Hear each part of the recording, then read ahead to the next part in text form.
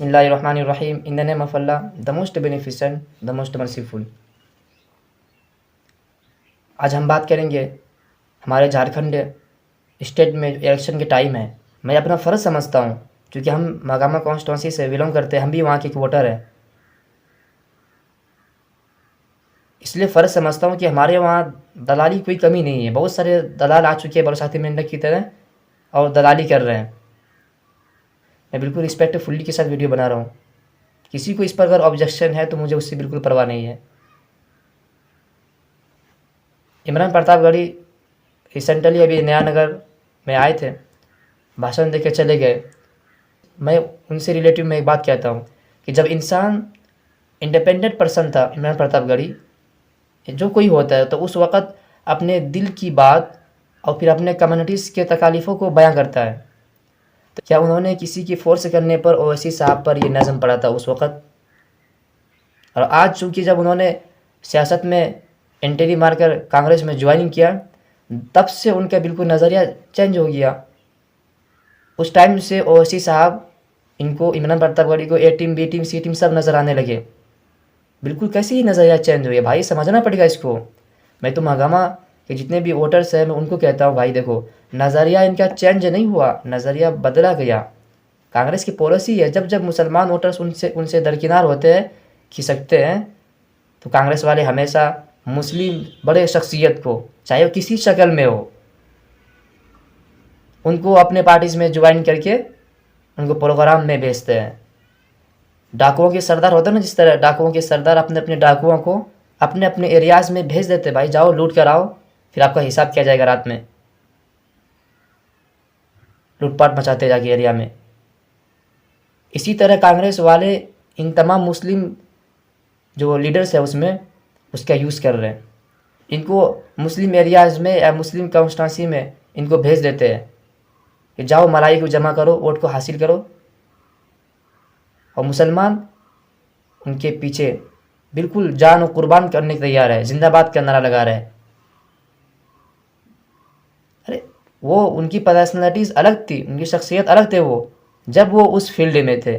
अब चूँकि पॉलिटिक्स में जो उसने एंट्री मार दी, अपनी इज्जत की ज़िंदगी को ठोकर मारकर कौन सी ज़िंदगी गुजर रही नहीं मालूम। अच्छे अशार वगैरह पढ़ते थे, नज़म वगैरह पढ़ते थे, उनका फ़ैन थे। तो ये अब पॉलिटिक्स में आकर एंट्री मारकर, हाँ, सियासी प्रोग्राम में जाकर ये अशारबाजी, ये सब कोई मायने नहीं रखता है भाई, इसको समझना पड़ेगा। आज के डेट में अगर कोई मीर जाफ़र और मीर सादिक का अगर कोई रोल अदा कर रहा है तो वो इमरान प्रतापगढ़ी है और इन जैसे है। किसी को ऑब्जेक्शन हो रहा है, मुझे मालूम, उससे कोई मतलब नहीं है मुझे। आप जानते नहीं है, आप दलाली करते हैं, दलाली के धुन में आपको कुछ मालूम ही नहीं है। कभी आप एक रोड चलते मुसलमानों को पूछो जो इंडिपेंडेंट हो, उनसे पूछिए आप उनकी दिल की आवाज़ क्या है, वो बताएंगे कौन बी टीम कौन ए टीम है, उन्होंने माइनॉरिटीज़ के लिए क्या किया, ये सवाल नहीं पूछेंगे कोई। हमारे शहर, हमारे बच्चे, हमारे इलाके के, हमारे कॉन्स्टिट्यूंसी के बच्चे आज भी अदर सिटीज़ में जाकर एजुकेशन हासिल करते हैं, अदर स्टेट में जाकर काम करते हैं। क्या हमारे स्टेट में या हमारे डिस्ट्रिक्ट में ये तमाम चीज़ें नहीं हो सकता क्या? करते नहीं है ना, हॉस्पिटल्स है। और यहाँ तक अभी एक दलाल साहब है, एक महागामा के दलाल हैं, उसका नाम नहीं लूँगा, दलाली करते करते जब उल्टा पुल्टा हुआ, तबीयत नासाज हो गई, बिगड़ गई, तो वो चले गए हैदराबाद, असरा हॉस्पिटल में 2-3 लाख का फ्री इलाज कराकर आ गए। किसके कॉन्टेक्ट में, नहीं मालूम, एमआईएम वाले कोई तो भी होगी, कौन तो भी होंगे। जैसे भी गए हैदराबाद, जाकर असरा हॉस्पिटल में इलाज कराकर 2-3 लाख का फ्री में आ गए, और आकर मीडिया के सामने क्या रखा, ओवैसी साहब बी टीम में। वाह, क्या दलाली करते हो भाई, थोड़ा बहुत भी शर्म नहीं क्या? दूसरी अहम बात, इन तमाम सेकुलर पार्टीज़ और इसके दलाली करने वाले, ये ओवैसी साहब एमआईएम पर बी टीम का इल्ज़ाम लगाते हैं, अभी भी लगा रहे महाराष्ट्र इलेक्शन में या फिर हमारे झारखंड इलेक्शन के टाइम कि ओवैसी साहब बी टीम है। इसलिए कि ओवैसी साहब मुस्लिम कॉन्स्टिट्यूंसी में जहाँ मुस्लिम परसेंटेज ज़्यादा है उस एरियाज़ में उस कॉन्स्टिट्यूंसी में वो इलेक्शन लड़ रहे, तो बी टीम हो गए। असल में इनको तकलीफ़ ये है, पेट में दर्द इसलिए है कि पहले जब ओवैसी साहब की पार्टी ऑल इंडिया में जब इलेक्शन नहीं लड़ती थी तो उस टाइम ये सेकुलर पार्टी क्या करते थे, सीना ठोक के बिल्कुल ओवर कॉन्फिडेंस में कहते थे कि हम तो जीतने वाले वहाँ से फलां कॉन्स्टिट्यूंसी से, क्योंकि वहाँ से मुस्लिम परसेंटेज ज़्यादा है, मुस्लिम तो बीजेपी को वोट देते नहीं है। इसी ओवर कॉन्फिडेंस में कभी मुस्लिम एरिया में प्रोग्राम भी नहीं होता था, देखने भी नहीं जाते थे।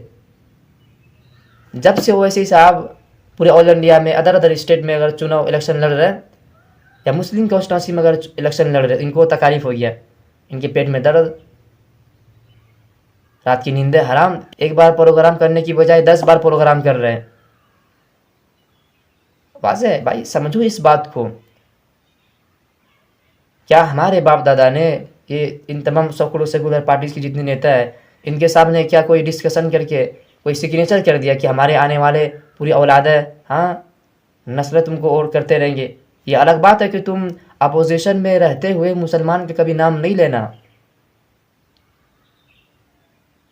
मुसलमानों के घरों को बुलडोज कर दिया जाएगा मगर फिर भी उसके खिलाफ नहीं बोलना, मस्जिदों को मुनहदिम किया जाएगा, हमारे मुस्लिम नौजवानों को UAPA जैसे कानून में फंसाकर जेल के अंदर डाला जाएगा मगर आप नहीं बोलना, कभी आवाज़ नहीं उठाना, नाम लेकर तो बिल्कुल नहीं उठाना, क्योंकि आपको दूसरे अदर वोटर्स आपके मतलब घिसक जाएंगे, उसका वोट नहीं मिलेंगे। इसीलिए आवाज़ नहीं उठाते कि हमारे पापा अगर आवाज़ उठाएंगे तो दूसरे वोटर्स खिसक जाएंगे, ये नज़रिया है। तो क्या हमारे घरों को बुलडोज कर दिया जाए, हमारे मकानात को गिरा दिया जाए, मस्जिदों को मुनहदिम किया जाए, हमारे रिलीजन में इंटरफेयर करने की कोशिश करे सेंट्रल गवर्नमेंट, मगर फिर भी हम आपको ही वोट देंगे भाई, सेकुलरिज्म कांग्रेस को ही वोट देंगे, आपकी जिंदाबादी करेंगे, आपके दामन को मजबूती के साथ पकड़ते रहेंगे। इससे बड़ा बेवकूफ़ कौन हो सकता है भाई? कभी सोचो, जो मुसलमानों के नाम लेकर कभी मॉब लिंचिंग पर बोलते नहीं है, कभी आवाज़ नहीं उठाते हैं, और हम फिर भी उसके दामन को पकड़े हुए जिंदाबादी का नारा लगा रहे हैं। इससे बड़ा बेवकूफ़ कौन हो सकता है? एक लीडर की पहचान, एक लीडर की माइंड सेट तो ये होना चाहिए, जिस कम्युनिटीज़ के ऊपर अगर जुल्म हो रहा है तो उसका नाम लेकर जुल्म के ख़िलाफ़ आवाज़ उठाना चाहिए। ऐसा नहीं है, हमारे मुल्क में आज भी इंसाफ पसंद लोग रहते हैं भाई। ये किसने बताया आपको कि दूसरे वोट नहीं मिलेंगे? इसका मतलब आप इस नज़रिए पर कायम है कि दूसरे वोट नहीं मिलेंगे तो हम मर भी जाएंगे तो आप हमारे लिए आवाज़ नहीं उठाएंगे, तो क्यों हम आपके लिए वोट देंगे? भाड़ में जाए, छोड़ो इनकी गुलामी भाई। समझो इस बात को, आज़ादी के बाद से लेकर आज तक 77-78 साल गुजर गए, जिस तरह इन तमाम सेकुलर पार्टीज़ ने मुसलमानों को यूज़ किया है, इस्तेमाल करके मुसलमानों के लिए, माइनॉरिटीज़ के लिए कोई काम नहीं किया, इंजस्टिस पे कभी बोलते नहीं है। इन्होंने खुद इंजस्टिस किया, इन्होंने खुद मुसलमानों को पनिशमेंट दिया। अगर हम इसको बयान करेंगे, इनकी हिस्टोरी बयान करेंगे तो एक वीडियो काफ़ी नहीं है। हमेशा हमारे ही सफ़ों में हमारे लीडर आकर हमारे इत्तेहाद और एकता को कमज़ोर करते हैं, मीर जाफ़र और मीर सादक बन के, चाहे वो टोपी या कुर्ता की शक्ल में आए, जिस शक्ल में, जिस सूरत में वो आए, मगर वो इत्तेहाद को कमज़ोर करते हैं। इससे बचना चाहिए। मुसलमानों को समझना चाहिए कौन हमारे हक़ के लिए लड़ रहा है, कौन है जो हमेशा हर टॉपिक पर वो आवाज़ उठाते हैं, पार्लियामेंट के अंदर, पार्लियामेंट के बाहर, और सिर्फ हवाई नहीं बल्कि काम भी करते हैं अपने कॉन्स्टिट्यूंसी में, अपने शहर में, अपने स्टेट में जहाँ उनकी MLAs वगैरह है। तो जहाँ MLA नहीं रहेंगे वहाँ क्या काम करेंगे? MLA आप जिताएंगे तब ना काम करेंगे, मतलब आपके लिए आवाज़ भी उठाए, आप चाहते हैं काम भी हो मगर वोट दूसरे को देंगे, और दूसरे को वोट देंगे, वो जबकि काम ना भी करे, सिटिंग MLA है फिर भी उसको वोट देंगे आप। क्या हिपोक्रेसी है, मतलब इससे बड़ा बेवकूफ़ कौन हो सकता है भाई। आपका डिसीज़न और मेरा डिसीज़न अगर गलत रहेगा तो हमारे और हमारे गांव के जो बच्चे हैं जो दूसरे शहरों में जाकर काम करते हैं, उनका मुस्तकबिल कभी रोशन नहीं होने वाला है। जो बच्चे तालीम हासिल करना चाहते हैं वो भी मजबूरन काम करने को तैयार हो जाएंगे, दूसरे स्टेट में जाकर काम करने लगेंगे। ये हमारी गलत डिसीज़न की वजह से। समझो, क्या हमारे शहर में, हमारे डिस्ट्रिक्ट में ये तमाम फैसिलिटीज़ नहीं हो सकता क्या? क्यों नहीं कर रहे? मुस्लिम एरिया का क्या हाल है सब जानते हैं भाई। मैं क्या बयान करूं यार महागामा कॉन्स्टिट्यूंसी के बारे में, कौन नहीं जानता है क्या हो रहा है वहाँ। लास्ट में एंड में मैं 2 अशार पढ़ कर अपनी बात को ख़त्म करूँगा कि हम तो खामोश इसलिए है कि हंगामा ना बने, कि हम तो चुप इसलिए है कि हंगामा ना बने, वरना ये ना समझना कि हमें आपसे शिकवा नहीं है। मैं इन दलालों को कहना चाहता हूँ, भाई दलाली करो अगर करना है तो। दलाली कर रहे हो, मुझे उससे कोई ऑब्जेक्शन नहीं, मगर लिमिट में रहकर दलाली करो। समझ रहे हैं?